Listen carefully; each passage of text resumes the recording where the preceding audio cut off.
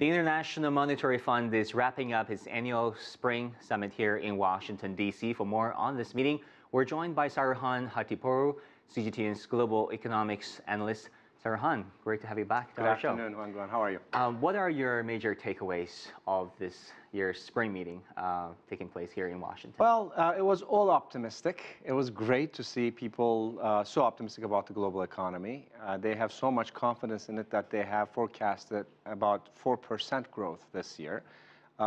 They do realize the trade tensions. They are just not thinking that they would actually come to fruition, in that something will happen and the trade disputes will get resolved and the global economy will keep humming along.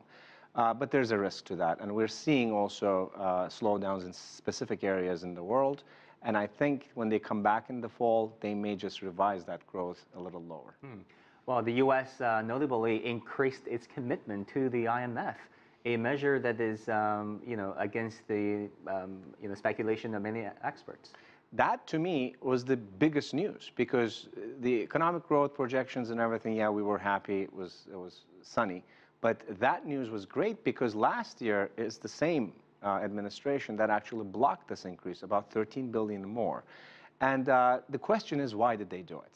And the answer to me is they're doing it because they now understand, the U.S. that is, the importance of working with global institutions, multilateral institutions, to kind of counter China's growing influence in Asia.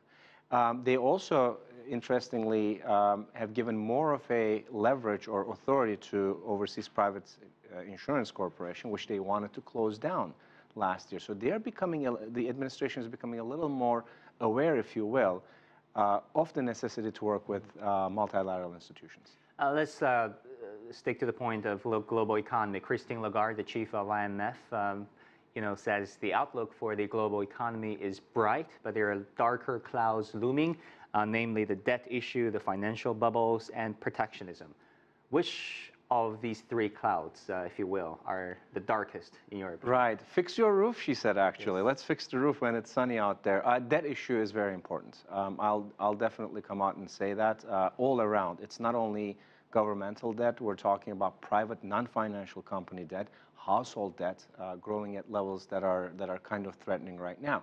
But at the same time, if you look at the actual economic numbers that we're seeing a slowdown in the Eurozone, the first quarter. Industrial production has contracted 3 months in a row up until February, which was the first time in 6 years. Germany is not doing well. China is slowing down. The U.S. stock market, we're seeing volatility come back in. So there's a lot of unknowns here. And the reason that we're seeing those unknowns, yes, trade issue, trade tension is one of them, but private players are realizing more and more the debt leverage that the globe has got itself into. And I think that's something that needs to be dealt with sooner than later. IMF chief is absolutely right about that. Well, finally, very quickly on trade tensions, what is the promise for U.S.-China to solve this issue? Well, we're not talking about it that much now as we have been last month, because we have other geopolitical developments such as the Korea summit and all that. But the problem is still there. The visit by, hopefully, the visit by the U.S. Steve Mnuchin as well as his team to Beijing is going to be positive. But look, there's a lot of unknown here. Even though the tariffs are not implemented yet, the threats are still there and no major progress has been made toward the resolution of it. So we should not be resting easy on this. I think there's more bad news on the way. Saruhan, thanks so much for your insight. Pleasure to be here.